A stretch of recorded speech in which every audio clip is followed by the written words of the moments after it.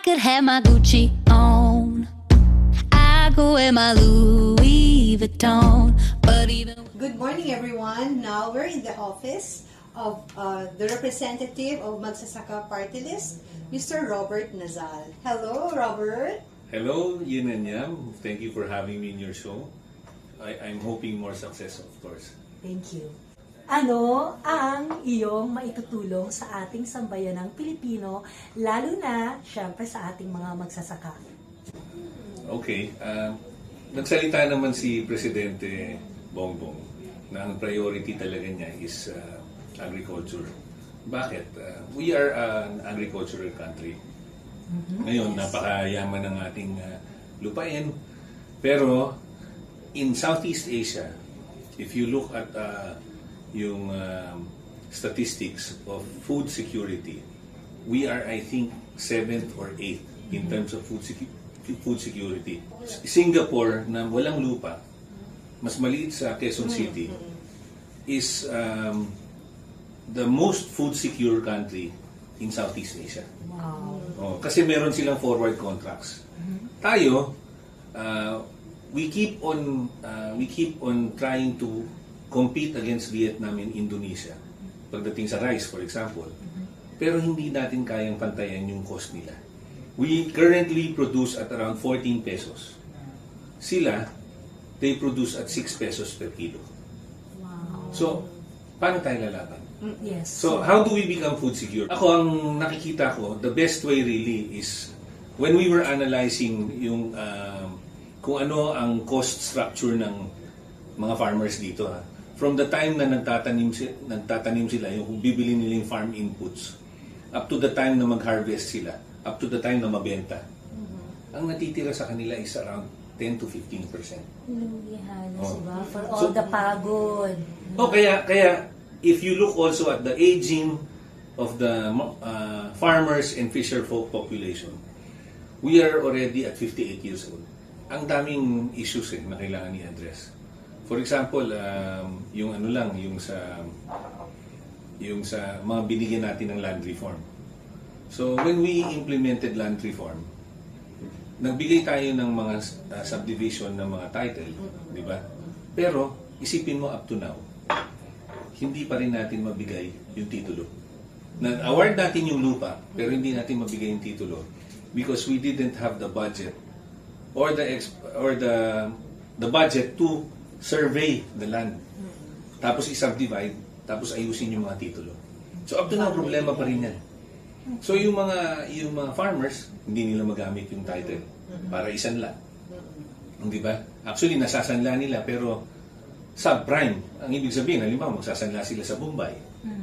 Or magsasanla sila dun sa mga millers na may interest. For example, nagre-range ngayon from yung pautang nila, 3 to 5% per month. Wow. Magkano matitira? Sinong negosyo ang magsusurvive at that kind of interest? Karamihan ng mga anak ng farmers na pumunta na sa call center. There really has to be a plan. Kailangan talaga i-rehabilitate or tignan yung sistema, yung current system. Even the department, I think, there has to be a total revamp on yung direction nila.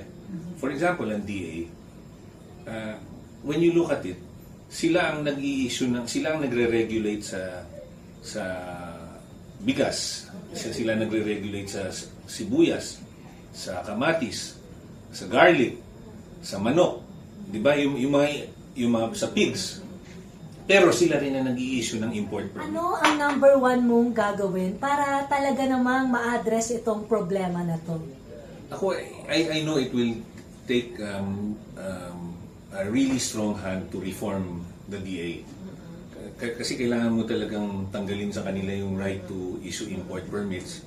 Kasi nandiyan ang kitaan they would rather have it na mag-import na lang tayo para kumita sila kaysa sa talagang tulungan nila yung farmers at tulungan yung mga livestock growers, yung mga ganyan. So ako the best thing really is right now I'm thinking of helping the farmers with technology. Paano? In Taiwan, for example, meron tinatawag na farmers market. So the whole the whole country, yung buong bansa, nagko-converge sila.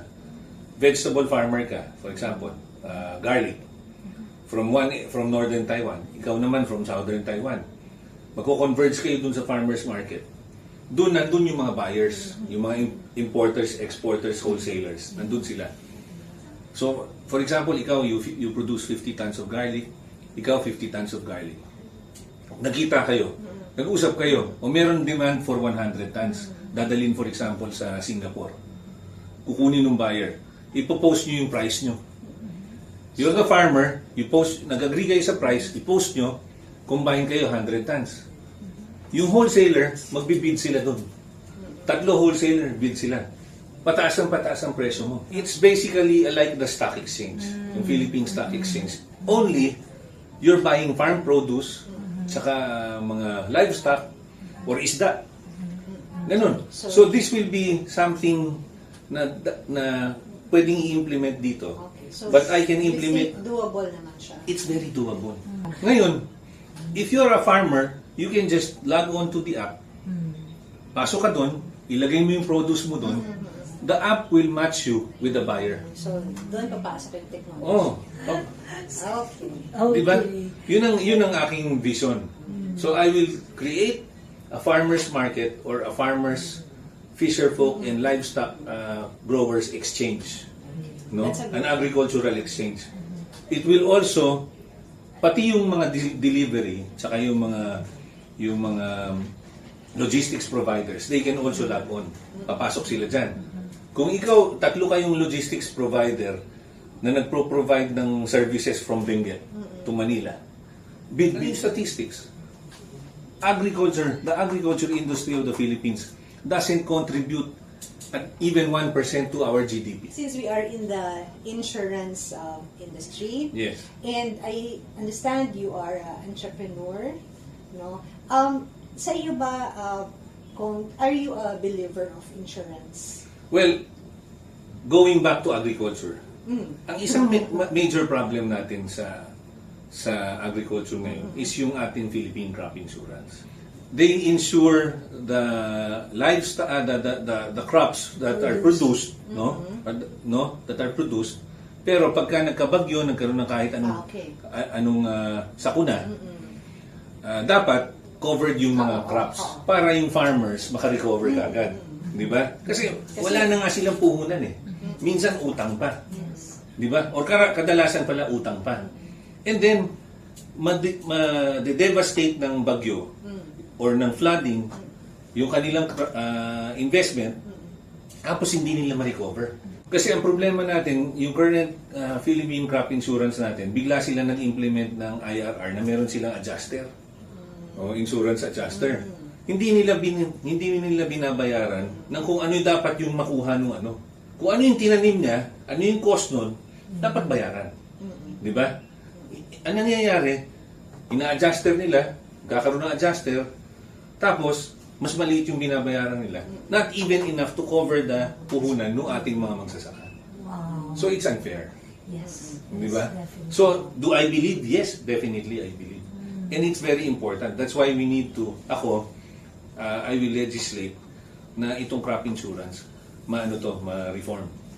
At magbago yung, dapat i-cover nila yung full coverage. Okay. But that is a crop insurance. What about Life and healthcare. How can you support that? Yung sa healthcare, napakaganda nung ginawa ni Presidente Duterte dun sa yung ating when they legislated and they passed yung Healthcare Act, di ba? Yung National Healthcare Act. So lahat tayo ngayon, whether magsasaka ka, whether nagbabayad ka ng SSS or GSIS, kahit hindi, covered ka na ng PhilHealth. Kung kaya natin i-cover ang farmers, ang fisher folk. Ang fisher folk, tsaka farmers, dapat talaga covered sila. I believe that. Kasi pag may nangyari sa kanila, high risk eh. Yung fisher folk, lalabas yan umaga-umaga. Medyo umalon lang na malaki. O kaya may pating na hindi nila ini-expect. Whatever, di ba? Hindi mo alam eh. Wala na kagad hanap buhay yung pamilya. yun ang bumubuhay sa kanila. So if you're asking me if I'm a believer, definitely I am. But it's another thing where we will get the funding from. Kasi right now, if you look at our national budget, nasa 5 trillion na tayo. And then to cover that 5 trillion, I think, parang we're covering 30 or 40% from loans. O from borrowings. So ibig sabihin, ganun kalaki yung deficit between the money that we are raising from taxes and collections versus the money we need just to keep our country going. Since you're an entrepreneur, are you a risk taker? Definitely. Any entrepreneur, there is no entrepreneur who doesn't take risks. Actually, when you to be a real entrepreneur, siyempre, you have to look at dapat when you look at the market, di ba? Parang blue ocean yan di ba? So, ang thinking mo should be, how do you differ from the rest? And every time you differ, or every time na you enter into something unique, that's high risk. That's high risk. So, talagang, you cannot be not a risk taker if you're an entrepreneur. Ano ang iyong mapapangako sa ating mga kababayan? Asahan niyo po na ako bilang kinatawan ng Magsasaka Party List, we will be working hard and we will be really focused para tulungan ng mga magsasaka, ang ating fisher folk at siyempre ang ating mga racers, na talagang mapabuti ang buhay ninyo. Kasi alam kong kayo ang lifeblood ng ating bansa. Kasi pag wala tayong pagkain, magugutom tayo lahat. And that should be the pinaka-primary priority ng ating gobyerno, yung ating food security. Sa ngayon, dahil sa lahat ng ating mga bagyo, sa lahat ng ating sakuna, galing lang tayo sa pandemic, hindi natin alam kung ano yung next na mangyayari. And if we don't have any reserves, pagdating sa bagay na to, hindi tayo prepared, we will all suffer. So, asahan nyo po, ako ang magiging katuwang nyo. Robert Nazal po, Magsasaka Party List. Parting words sa ating mga kababayan. Unang-una, I would like to wish both of you good luck in your undertaking. Thank you. Itong ginagawa nyo, it takes a lot of time and effort. And syempre, risk din, di ba? Kasi you're also risking your resources and time, di ba? Pero para sa inang bayan. Wag tayong mawawalan ng pag-asa.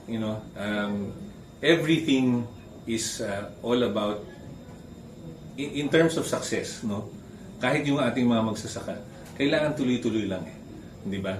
Huwag tayong mawawalan ng pag-asa, and we just have faith in the Lord, and I'm sure everything will be well. It's a pleasure to be with our congressman for Magsasaka Party List. So, abangan niyo ulit yung next episode namin. Chikahan with Yin And Yum! I could have my Gucci on. I go wear my Louis Vuitton.